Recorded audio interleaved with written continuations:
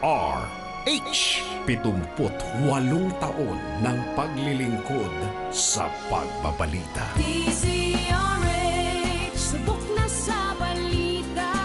DZRH, haligi ng katotohanan. DZRH, makabagong bayanihan, serbisyong tapat sa iyo.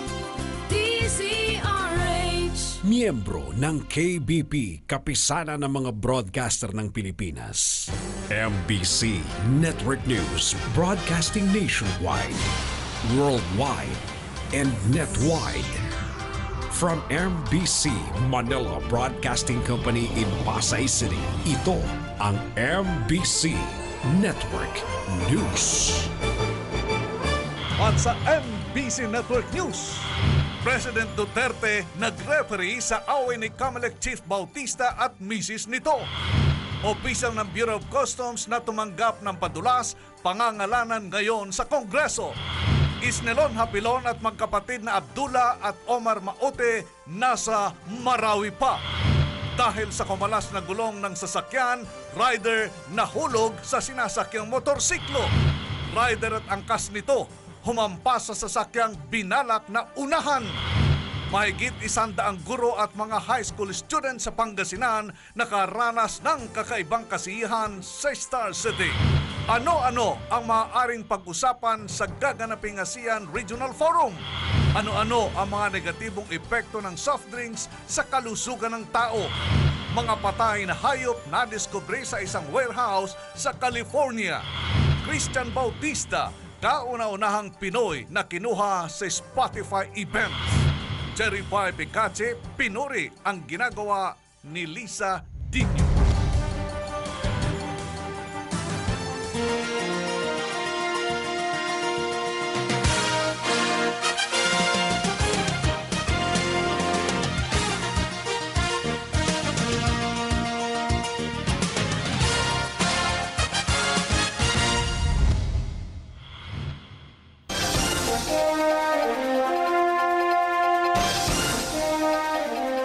Magandang araw, Luzon, Visayas, Mindanao at sa buong mundo. Samahan ninyo ako sa isang oras na ating balitaan at narito ang detalye ng ating mga balita.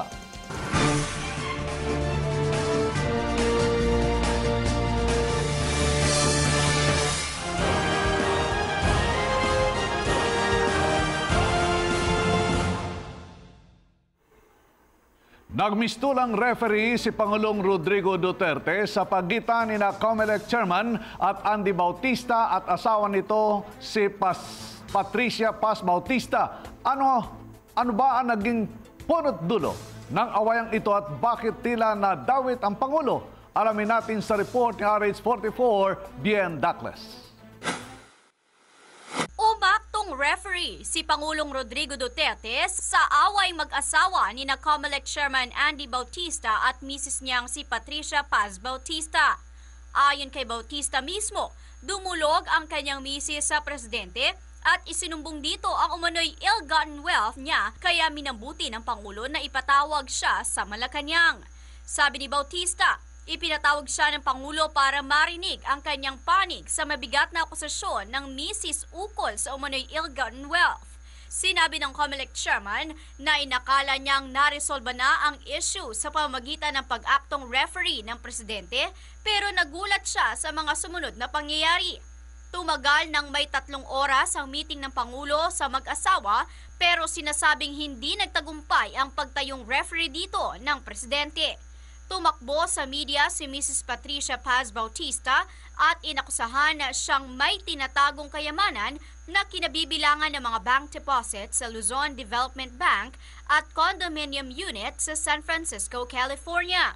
Tahasan namang sinabi ni Bautista na matagal nang problemado ang relasyon nila ng asawa at kinikikilan siya ng misis ng 630 million pesos na anya ay tuwiran niyang sinagot na hindi niya kayang ibigay. Narito ang pahayag ni COMELEC Chairman Andres Bautista. Siya po ay kinausap. Pagkatapos ako po ay pinatawag at kami din po ay nag-usap. At nung ako po ay pumunta sa Malacanang, kasama ko po ang aking kapatid, kasama ko po ang nanay niya, ang kanyang stepfather, at kinausap namin ang presidente. Para sa MBC Network News, Orange 44, Vien Dacles, naglilingkod sa pagbabalita.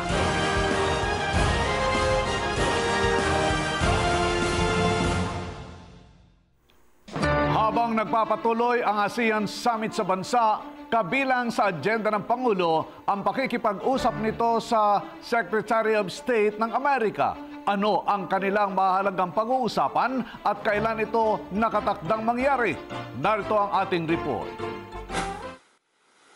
May importanteng bisita si Pangulong Duterte sa Malacanang mamaya. May courtesy call si U.S. Secretary of State Rex Tillerson kay President Duterte sa palasyo mamayang hapon. Sinasabing posibleng talakayin ng Presidente at ng U.S. State Secretary ang tungkol sa pagpapatuloy ng bakbakan ng militar at Maute Abu Sayyaf terror group sa Marawi. Mangyayari ang meeting ni Duterte at Secretary Tillerson sa gitna ng ginaganap na ASEAN Foreign Ministers Meeting sa Philippine International Convention Center. Isa sa pinakaimportanteng miyembro ng gabinete ng Presidente ng Estados Unidos ang Secretary of State na ang pangunahing tungkulin ay marisolba ang mabibigat na problemang panloob at panlabas na interes ng US government.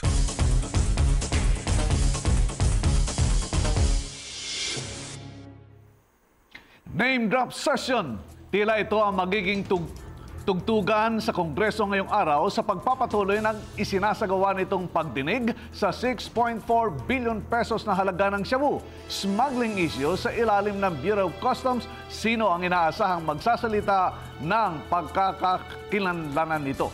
Alamin natin sa report ni Aris 44, Vien Dacles. Inaasahang papangalanan ngayon ng isang broker-importer na sangkot sa 6.4 billion pesos na halaga ng shabu smuggling ang mga opisyal ng Bureau of Customs o BOC na tumatanggap ng padulas sa kanya. Ayon kay Representative Robert Ace Barbers, Chairman ng House Committee on Dangerous Drugs, handa nang ibulalas ni Mark Taguba II ang mga pangalan na nilalagyan niya at handa na rin siyang makipagtulungan sa panel basta't bigyan siya ng legislative immunity. Inaasahan ni Barbers na papangalanan na ni Taguba ang mga opisyal ng BOC na nakikinabang sa 27,000 pesos na lagay para sa bawat container van na ipupuslit palabas ng adwana. Tiniyak ng kongresista na kapag napangalanan na ang mga tinawag niyang custom officials, irirekomenda na niya masampahan ang mga ito ng kasong kriminal at administratibo. Batay sa kwenta ni Senator Panfilo Lacson, kayang punan ng halaga ng laki ng lagayan ng customs ang kakulangan sa pondo ng national government. Para sa MBC Network News, Orange 44, Vien Dacles, naglilingkod sa pagbabalita.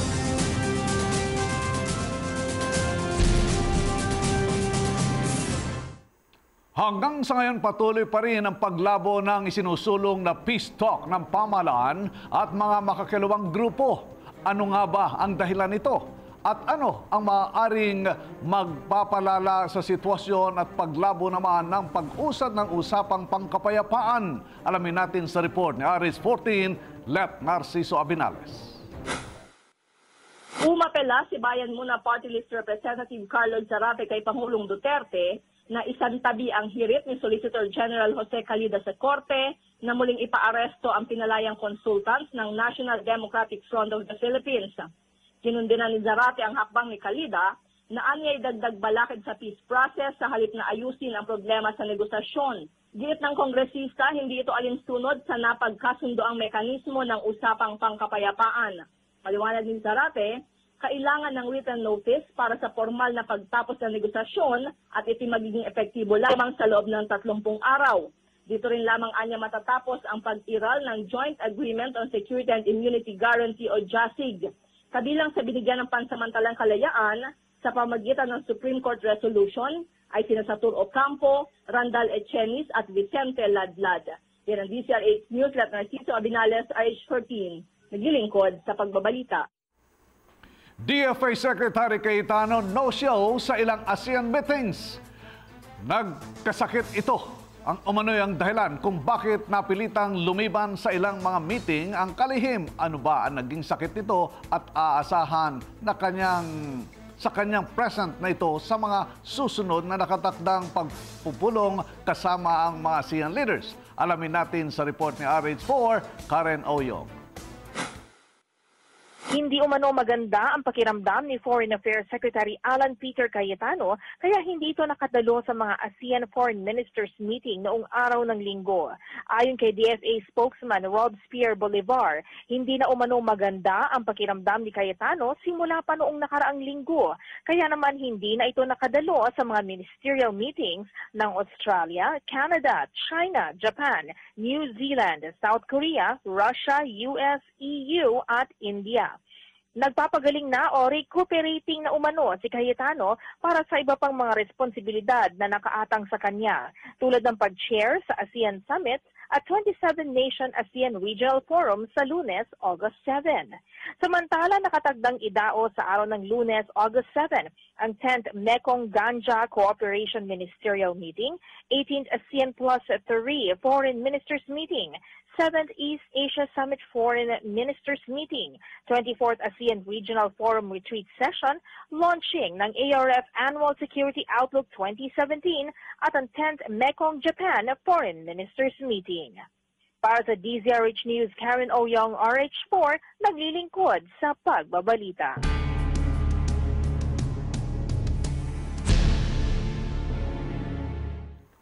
Suspect sa pagpatay sa isang reporter at kapatid nito may lead na.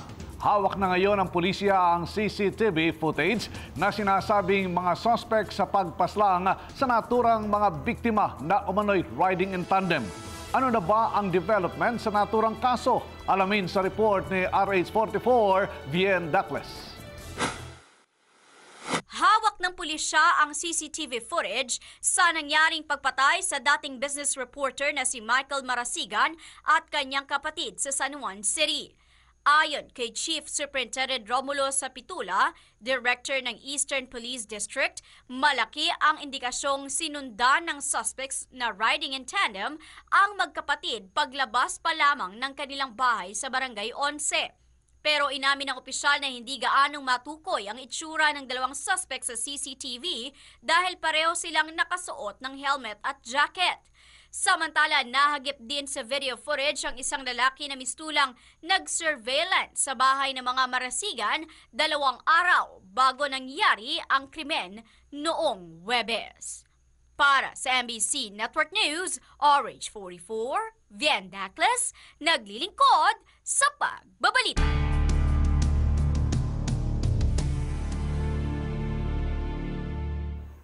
Mga leader ng Maute Group nananatili pa umano sa Marawi. Hanggang ngayon, umano ay nasa Marawi pa ang magkapatid na Maute sa Marawi habang nagpapatuloy naman ang ginagawang clearing operations. Doon ang kasundaluhan. Ano ba ang hakbang ng pamahalaan sa naturang intelligence report? Alamin sa ating report. Lumiliit na ang ginagalawa ng mga teroristang miyembro ng Maute, Abu Sayyaf Group kabilang ang magkapatid na Abdullah at Omar Maute at Abu Sayyaf leader Esnelon Hapilon na hindi pa nakalalabas ng Marawi City. Kinumpirma ni Colonel Edgar Arevalo, Chief ng Public Affairs Office ng AFP, na nasa loob pa rin ng battle zone sa Marawi ang magkapatid na Maute at Hapilon. Target ngayon ng operasyon ng militar na man-neutralize ang tatlong leader na siyang dadagok ng husto sa problema sa terorismo at extremist ng Mindanao. Sinabi na Arevalo na kapag na-neutralize ang magkapatid na Maute at si Hapilon, mapipilay ang supporters nila at mawawala ng rallying point ang mga terorista. Bilang ng mga Pinoy na lumalabo ang paningin dahil sa katarata, dumarami umano ayon sa Department of Health. Ilan nga ba ang naitala ng kaso nito? Ano na rin ang dahilan sa paglobo ng bilang na nasabing kaso? Alamin sa ating report. Mahigit 300,000 Pinoy ang bulag habang 2.1 milyon ang may bilateral low vision ayon sa Department of Health. Dahil dito isinusulong ni Health Secretary Pauline Obial ang libreng check-up at operasyon sa mata para makaiwas ang maraming Pinoy sa pagkakabulag kasabay ng paggunita sa buwang ito ng sight-saving months. Layunin nitong patindihin ang kaalaman ng publiko tungkol sa kahalagahan ng tamang pangalaga sa mata. Payo ng DOH sa publiko, agapan ang sakit na katarata na pangunahing dahilan na rin ng pagkabulag ng mga tao sa buong mundo. Ngayong 2017, nasa 332,150 katao sa bansa ang bulag kung saan 33% ang dahil sa katarata. 83,037 dahil sa error of refractions at 46,501 naman ang dahil sa glaucoma. Batay sa report ng World Health Organization, nasa 285 milyong individual ang may problema sa paningin sa buong mundo kabilang ang 39 na milyong bulag.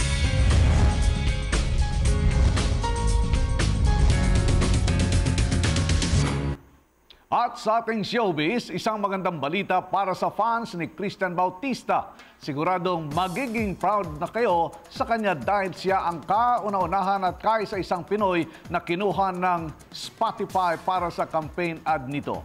Ang nasabing balita ay unang lumabas sa Instagram account ng manager ng singer na si Carlo Orosa, kung saan ay ginawa umano ang shoot ng nasabing ad sa Singapore pa. Ang iba pang detalye alamin mula kay RH43 Rocky.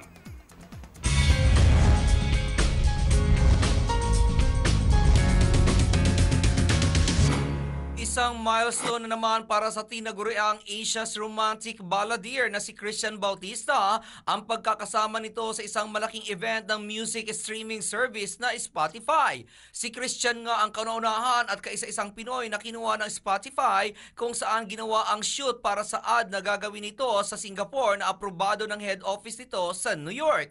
Ang nasabing achievement ni Christian ay ipinaalam ng manager nito na si Carlo Orosa sa pamamagitan ng Instagram account nito kung saan ginawa ni Christian ang Pinoy Love Ballad playlist ad campaign nito para sa Spotify.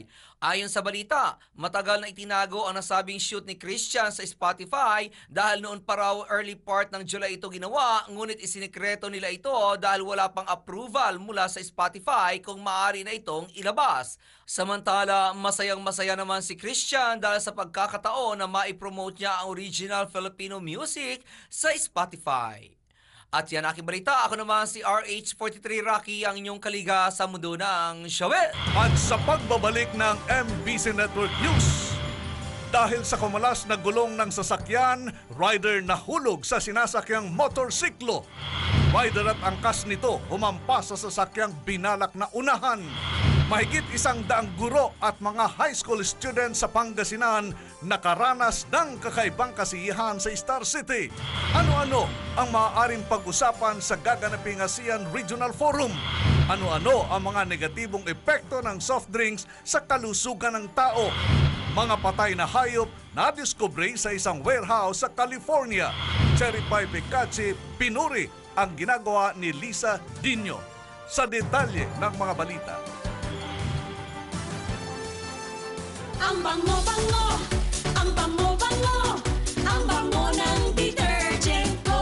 Ayon sa research, halos 80% ng mga misis mas gusto ang bango ng Pride with Fabcon kaysa leading brand even after 24 hours. Dahil ang Pride may tuloy bango microbeads para sa bangong tuloy-tuloy buong araw. Tuloy-tuloy bango. Kaya misis, tuloy na sa Pride with Fabric Conditioner. Tuloy-tuloy bango ng Pride with Fabcon. Ituloy ang bango with Pride. Loyal ka ba sa toothpaste mo? Sa blind toothpaste test, malalaman. Excuse me, anong toothpaste ang ginamit nyo? Eddie, yung lagi ko ring gamit. Unique pala. Mali tayo. Ayon sa research, 6 out of 10 Filipinos nagkamali din. Parehong nabibigay ng maximum fluoride protection, fresh breath, healthy gums at approved ng Philippine Dental Association. Parang toothpaste ko. Pero ang unique, mas affordable ang presyo. Mali na naman tayo. Dahil hindi unique ang toothpaste mo, try mo po. Unique, it's your toothpaste at your price. ACS. Ang bango-bango, ang bango-bango, ang bango ng detergent ko. Ayon sa research, halos 80% ng mga misis mas gusto ang bango ng Pride with Fabcon kaysa leading brand even after 24 hours. Dahil ang Pride may tuloy bango microbeads para sa bangong tuloy-tuloy buong araw. Tuloy-tuloy bango. Kaya misis, tuloy na sa Pride with Fabric Conditioner. Tuloy-tuloy bango ng Pride with Bago. Ituloy ang bango with Pride. Di biro maging nurse, dapat marunong sa sakit at marunong ding mag-alaga. Yun bang may malasakit? Kaya pagdating sa bath soap, hanap ko, tulad ko, lalo't may pamilya ako. Kaya ang gamit ko, Shield Bath Soap. Galit ito sa sakit na dulot ng germs. May antibacterial na pareho ng sa leading brand. At may malasakit sa skin dahil may Shea Butter Moisturizer. May malasakit din sa budget dahil super affordable. Kaya naman approved ito ng Philippine Nurses Association. Shield. Galit sa sakit, may malasakit. ACS.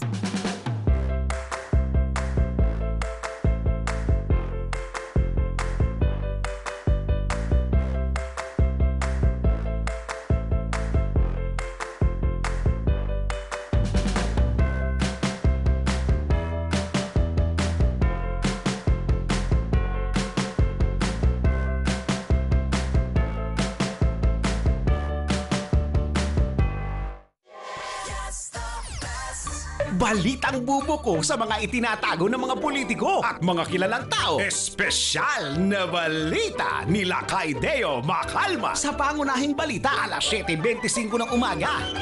Paano mo masasabi kung misleading yung isang advertisement when the first place pumasa siya sa ASC or sa iba pang mga agencies na nagsisensor or sumasala ng mga ganitong advertisements? Hindi, ang maging misleading yan or false pag hindi totoo. Okay? Pag hindi totoo... Ano yung mga basihan yan, attorney? Okay. For example, may isang... yung topic natin is about travel agency. O, ito yung hotel. 3-star hotel, may airplane, may transportation, tapos hindi pala 3-star hotel. Doon ka nilagay sa isang sulok lang. May isang kwarto, may electric fan, yun na yun. Kakampi mo ang batas kung may alam ka sa batas. Legal Minds sa DZRH News Television. Lunes hanggang Biyernes alas 11 ng gabi. For the first time in Philippine Ballet, the most captivating and unforgettable live performances of the country's most beloved prima ballerina, Lisa Makuha, are now available on premium quality DVDs. The Lisa Makuha Swan Song Series, a limited edition collector series of her final full-length performances of the world's most beloved classics, beginning with Swan Lake and Romeo and Juliet. Timeless keepsakes that will bring the magic of ballet into your homes and into your hearts forever. Featuring Ballet Manila and the one and only ballerina of the people, Lisa Makuha. The Lisa Makuha Swan Song Series, now available on high-grade DVDs. For sales and inquiries, please contact Ballet Manila at 400-0292 or 525-5967 or email them at info@balletmanila.ph.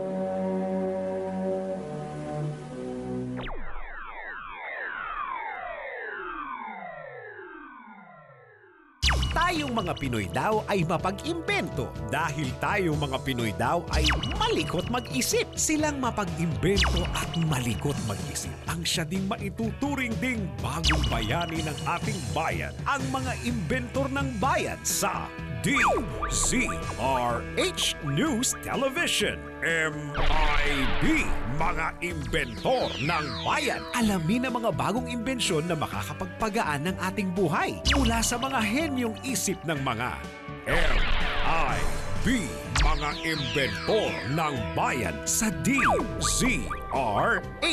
Lunes hanggang Biyernes, 1:00 ng hapon.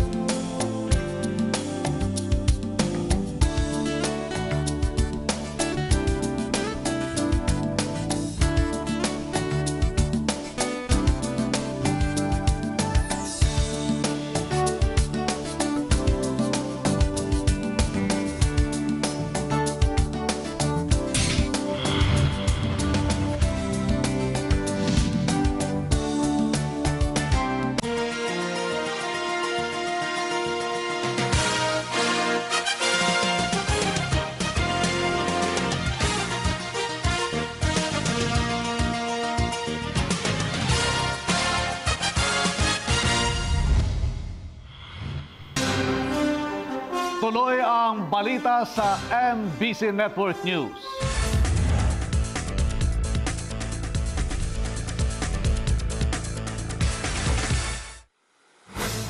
Gulong kumala sa sasakyan. Minalas ang isang rider matapos mabiktima ng isang gulong at matumba sa gitna ng kalsada dahil dito. Anong nangyari sa rider? Panoorin mabuti sa report na RH44 Bien Dacles.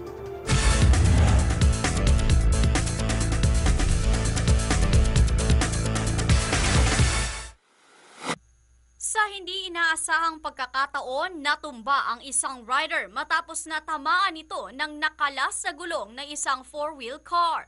Sa kuwang video ng CCTV camera mula sa isang establishmento, makikita ang isang puting sasakyan sa gawing kaliwa na maayos na binabaybay nito ang kalsada nang bigla-bigla ay kumalas ang isa sa mga gulong nito at tumawid sa kabilang direksyon ng kalsada.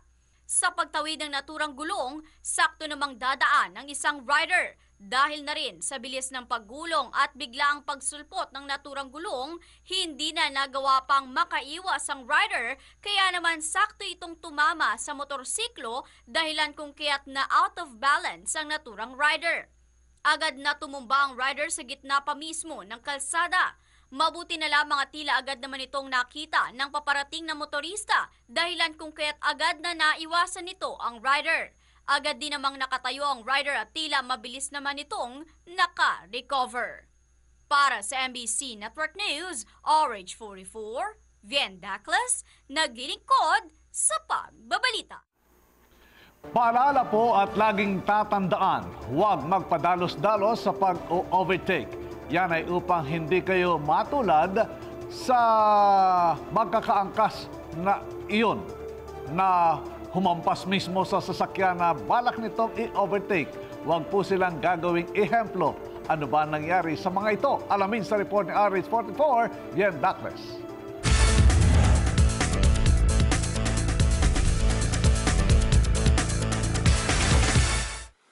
Nakalas ang kaliwang headlights ng dilaw na SUV matapos na tumama ang rider at angkas nito sa sasakyan nang pumalya ang binalak nitong pag-overtake.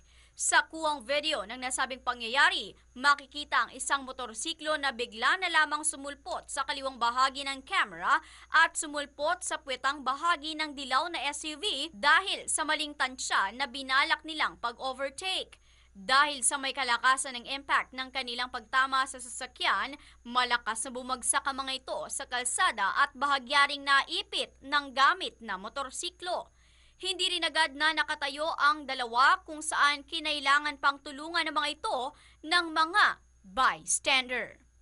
Para sa MBC Network News, RH44, Bien Dacles, naglilingkod sa pagbabalita.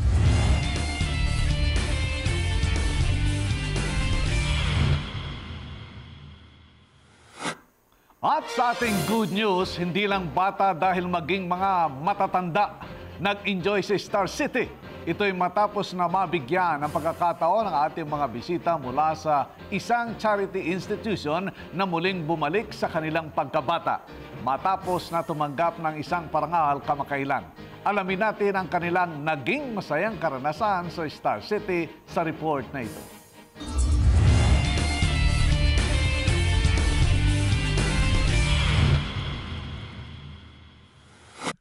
Kasiyahang hindi mapapantayan o mababayaran ang naramdamang karanasan ng mga kabatang estudyante ng Building Lives for Better Future Foundation mula sa lalawigan ng Pangasinan. Kaugnay ng kanilang Building Lives for Better Future project na ginanap sa kilalang most famous entertainment area ng Star City dito sa Pasay City kahapon. Halos may 200 estudyante at guro ang nabiyayaan ng sobrang kasiyahan sa kanilang ginawang pagbisita gamit ang buong pasilidad ng walang bayad sa kagandahang loob ng Star City at Manila Broadcasting Company. Ayon kay Ginoong J.C. Chan, founder ng BLBF, layunin nito na maitaas ang living condition of less fortunate people by helping them achieve a higher level on intellectual, moral, social, and spiritual aspects of life. Ako kasi my advocacy is focusing on poverty alleviation, education, and instilling hope to the less fortunate. No? It's been 6 years na kinonceptualize po ito. This is a comprehensive and holistic. No? So, hindi lang po namin sila scholars, pero pinapakain po namin sila araw-araw. 2 beses sa isang araw. All through the year po yan. Binibigay po rin natin yung kanilang pangangailangan sa school, tulad po ng sapatos, bags, uniforme, mga gamit sa schools. Meron din po tayong support, meron din po tayong tutoring, mentoring, meron po tayong social development which is part po yung activity. Sa ngayon, 3 bansa na ang may ganitong proyekto. So napakagandang programa na sinimulan po dito sa Pilipinas, nasa Amerika na po ito, and we're operational po sa Mexico as well. We are now in 3 countries, nasa 3 bansa na po tayo. Yes. Apo. Dito po sa Pilipinas, umpisa lang po ito, no? Ang layunin po ng organization is mapalawak po ito sa buong bansa, sa mga lugar na talagang matindi ang pangangailangan. We are focusing on the most potential, so matatalinong bata po ito. Mga estudyante na excite dahil sa kakaibang sistema ng games and amusement na kanilang mararanasan sa unang pagkakataon. Kumusta kayo dito? Kumusta kayo dito? Yes, we're enjoying, sir. Kumusta kayo lahat dito? Enjoy po. Enjoy. Kasi po, yung aftershock po kasi nung feeling kanina, hindi po sila makapagsalita kanina eh. Actually, hindi sila makahiyaw. Pero so far, we're trying to enjoy it na lang po. Since first timer ko pong makapasok ng amusement park is very overwhelming po. Samantala, matinding pasasalamat naman mula sa mga kabataang scholar ng BLBF ang kanilang ipinaabot bilang sukli sa hindi malilimutang karanasan at kaligayahang handog ng Star City at ng Manila Broadcasting Company. Maraming salamat po. Unang-una po sa DCRH, sa inyo pong napaka-generous po at sinagot nyo po ang pagpasok ng mga bata and making their visit here in Star City memorable and enjoyable. Ito po ay hindi po nila makakalimutan ng matatawarang karanasan. At sa mga sumusuporta po sa amin, maraming salamat po sa mga magulang ng mga batang ito na lubos na nagtitiwala sa amin, sa mga mentor teachers and mentor coach na hindi po nagsasawa na gabayan ng ating mag-aaral, at sa lahat po ng tumutulong, maraming salamat po. Thank you, Star City! Mabuhay! At yan ang ating good news. Para sa MBC Network News, RH9, Sunny Casulia, naglilingkod sa pagbabalita.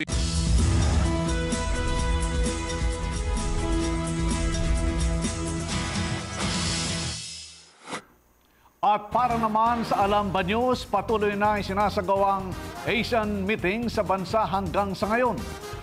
Pero ano-ano nga ba ang mga pinag-uusapan dito? At ano nga ba ang nakatakdang gawain sa isasagawang Big Day bukas? Alamin natin sa report na ito ni RH number 49, Rita Salonga.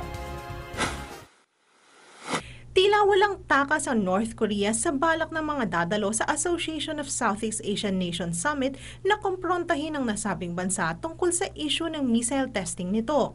Nauna nang dumating ang kinatawan ng North Korea noong nakalang buwan para mag-conduct ng ocular inspection sa mga lugar kung saan gaganapin ang ASEAN Forum. May balita rin na nakiusap na ito kay Foreign Affairs Secretary Alan Peter Cayetano na huwag gawing focus sa nasabing summit ang tungkol sa nuclear missile testing nila.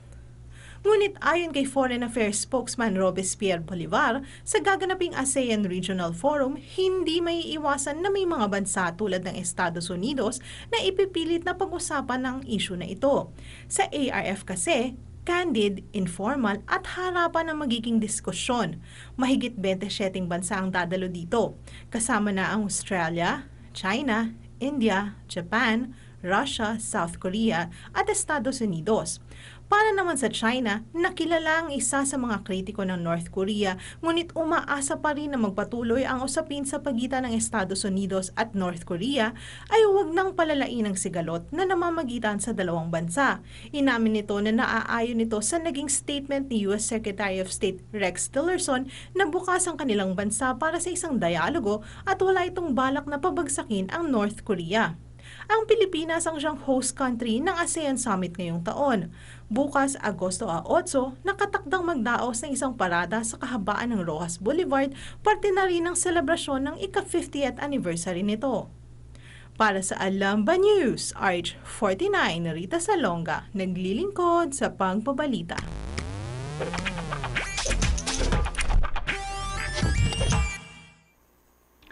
PSI Tag, mahilig ka ba sa soft drinks? Itag na po ang inyong mga anak, kaibigan o kakilalang hindi kayang mabuhay na hindi umiinom ng soft drinks araw-araw. Dahil alam niyo ba, napakarami palang mga masamang maidudulot nito sa ating katawan. Ano-ano ang mga ito? Alamin sa PSI Tag.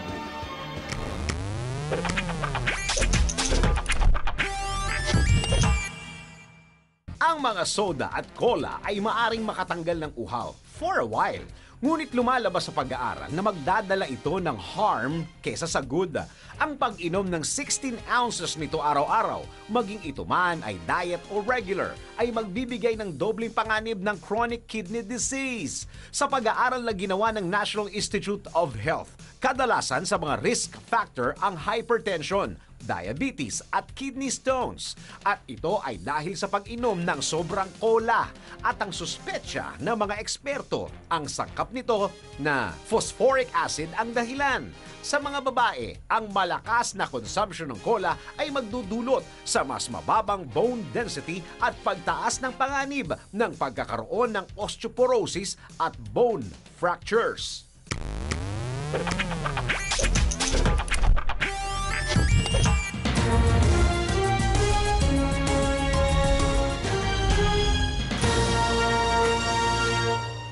Mahigit sa 2,000 mga hayop ang nadiskubre ng mga otoridad sa isang industrial park sa Los Angeles, California, kung saan halos kalahati sa nasabing bilang ay mga patay na. Kinabibilangan ng mga ahas, parrots, mga exotic birds at iba pang mga hayop ang nadiskubre matapos na i-report sa mga otoridad ang pangamoy ng mga ito. Ayon sa Inland Valley Humane Society and Society for the Prevention of Cruelty to Animals, bukod sa mga nabanggit, may mga nakita ring exotic na isda ang natagpuan sa nasabing warehouse. Rumisponde ang mga otoridad sa nasabing lugar dahil sa isang kaso, ngunit nakaamoy ang mga ito ng masangsang na amoy sa katabing warehouse at nang buksan nito ay natagpuan ang mga nabanggit na hayop na halos kalahati sa bilang ng mga ito ay patay na. Ayon sa Humane Society, namatay ang mga hayop sa loob ng warehouse dahil sa halos wala itong ventilation, walang pagkain at walang tubig. Napag-alaman na inaresto ang may-ari ng naturang warehouse ilang araw bago pa ang nasabing raid sa ibang kaso kung saan papatawan na rin ito ng kasong cruelty to animals. Para sa MBC Network News, RH44, Vien Dacles, naglilingkod sa pagbabalita.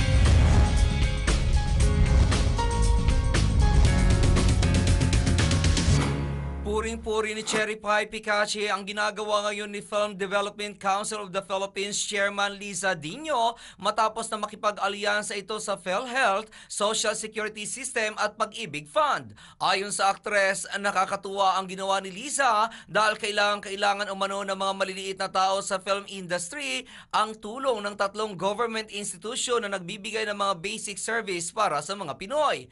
Anya, kahit hindi umano mandato ng ahensyang hinahawakan nito ang nasabing issue, ay ginagawa pa rin nito kung saan ngayon lamang umano nararamdaman ng taga-industriya ang concern ng kapwa nito celebrity. Sinabi pa ng aktres na masaya siya sa nangyayaring pamamalakad ng FDCP dahil ang sipag ni Liza at umaasa siya na magtutuloy-tuloy ang naturang initiative nito kahit na sino pa ang maging Pangulo ng Pilipinas. Sana rin umano ay hindi coterminous ang pagkakapo ni Liza sa Film Development Council dahil maganda ang ginagawa nito sa nasabing ahensya.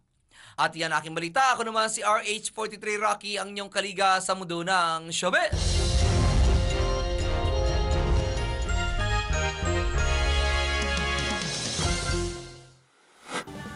Para naman sa lagay ng ating panahon, umaga pa lang nakakaranas na tayo ng maulang panahon dito sa Metro Manila. Bagamat maalinsangan, uulanin na ba ang ating maghapon at ang big day ng ASEAN bukas? Alamin natin ang latest weather situation sa buong kapuluan mula kay Desiree Dionio. Straight from Panahon TV. Magandang araw Pilipinas, wala pong bagyo anumang sama ng panahon sa paligid ng Philippine Area of Responsibility na kadalasan nagpapalakas sa pag-iral ng habagat o southwest monsoon. Kaya naman sa ngayon, mas kakaunti mga lugar ang nakakaranas ng mga pag-ulan. Narito ang forecast mula sa Pag-asa. Nalusaw na ang low pressure area na binantayan nitong mga nakalipas na araw at sa ngayon apektado na lamang ng habagat ang western section ng northern at central Luzon. Sa mga residente ng Ilocos Region, Zambales at Bataan, huwag kalilimutang bitbitin ng payong sa paglabas ng bahay dahil posible ang may hina hanggang sa katamtamang ulan. Sa natitirang bahagi ng Luzon, kabilang na ang Metro Manila, bahagya hanggang sa maulap na kalangitan ng iiral na may tsansa ng pulupulong pag-ulan o pagkidlat at pagkulog. Pangkalahatang maaliwalas din ang panahon sa Visayas at Mindanao, but be ready for isolated rain showers and thunderstorms. At para kumpletohin ang inyong paghahanda sa lagay ng panahon ngayong back to work and back to school Monday, narito ang inaasahang agwat ng temperatura sa iba't ibang bahagi nitong ating bansa. Sa Luzon, 17 hanggang 22 degrees Celsius ang lowest temperature na maaring maranasan sa Baguio City. Ang Puerto Princesa, Metro Manila, Legazpi, Tagaytay at Tuguegarao may 22 hanggang 34 degrees Celsius na temperature range kasabay ng pangkalahatang maaliwalas na panahon. Sa Olongapo at Lawag, 26 hanggang 32 degrees Celsius ang temperatura at posible ang may hina hanggang sa katamtamang ulan. Sa Visayas, 25 hanggang 33 degrees Celsius ang temperatura. Sa Tacloban, Iloilo, Bacolod at Metro Cebu, magpapakita rin si Haring Araw, kaya naman pabor para sa mga bakasyonista. Sa Mindanao, may 25 hanggang 33 degrees Celsius na inaasahang temperatura along with a generally fair weather condition. Yan ang latest mula rito sa Pag-asa, Quezon City. Ito po ang Panahon TV kung saan walang pinipiling panahon ang pagbibigay impormasyon. Ako po si Desiree Dionio. Magandang araw po sa inyo at balik muna tayo sa studio. At sumainyo na naman ang isang oras na balitaan. Mga impormasyong dapat ninyong malaman saan mang sulok ng mundo. Sa ngalan ng bumubuo ng MBC Network News at ni Dennis Antenor Jr., ako ang inyong naging lingkod sa pagbabalita, Sunny Casulia. Bukas alas 12 ng tanghali, tuloy-tuloy ang ating balitaan dito lamang sa MBC Network News.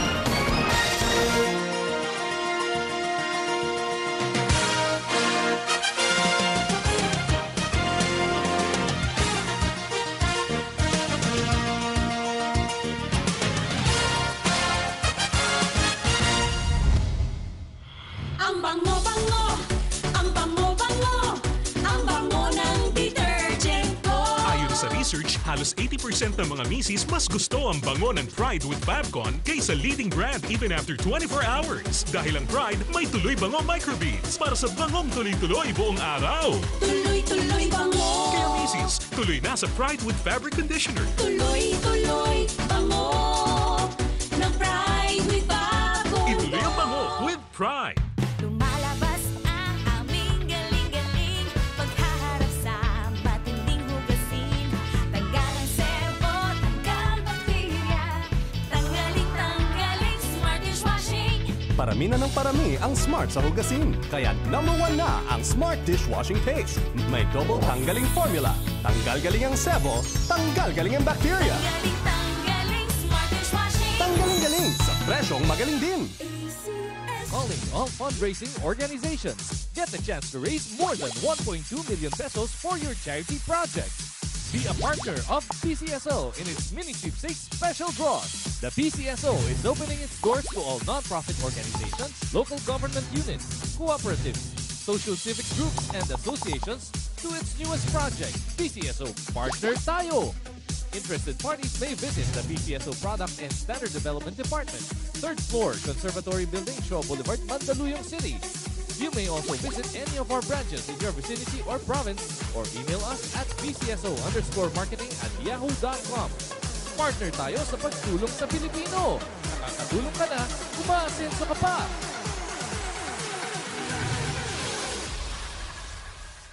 Sa PCSO, bawat taya para sa kawang gawa.